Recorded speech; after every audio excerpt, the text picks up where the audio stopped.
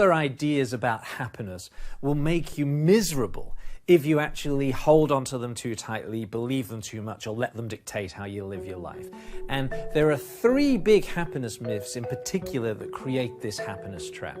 The first is the idea that happiness is the natural state for human beings. You know, if you give human beings food, water, shelter, and loving relationships, they're just gonna naturally be happy. You've probably heard this myth in many, many forms. The reality is that the normal state for a human being is an ever-changing flow of emotions. Emotions are like the weather, continually changing. You wouldn't say the natural state for the weather is a warm spring sunny afternoon. It's natural in winter that it's going to be colder, in summer it's going to be hotter. And so it is with our emotions.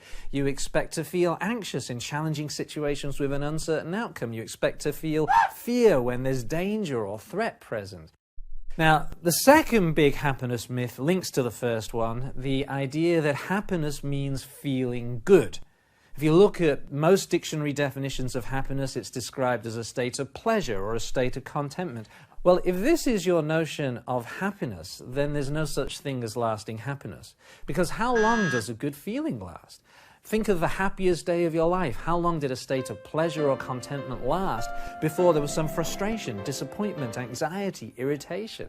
If I were to define the word happiness, I would describe it as living a rich, full, and meaningful life in which we feel the full range of human emotions. The things that make life rich, full, and meaningful don't just give us pleasant feelings. Like, think about building loving relationships. Think about people that you love and care about and you spend a long time with. Do you have a relationship like that in your life that only gives rise to pleasant feelings? When relationships are going well, there's often wonderful feelings of love and joy, but all relationships come with tension and conflict and difficulty. If you're a parent, if you have children, then you know that having kids brings a huge amount of meaning and purpose and fulfillment into your life. But what other feelings does it give you?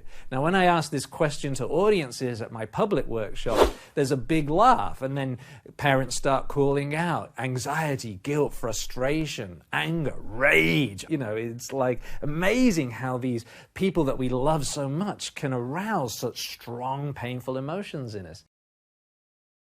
So this holds true for really any meaningful life project, from building a career, from looking after your body, from building a family. The things that make life rich, full, and meaningful give you plenty of painful emotions, as well as some very pleasant ones.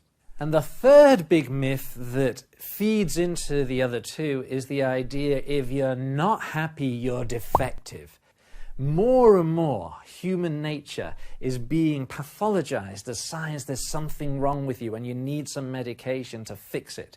The reality is that if you're not happy, you're normal. Life is difficult.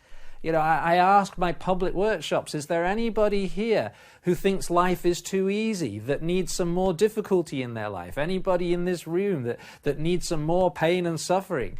You know, life is hard and challenging.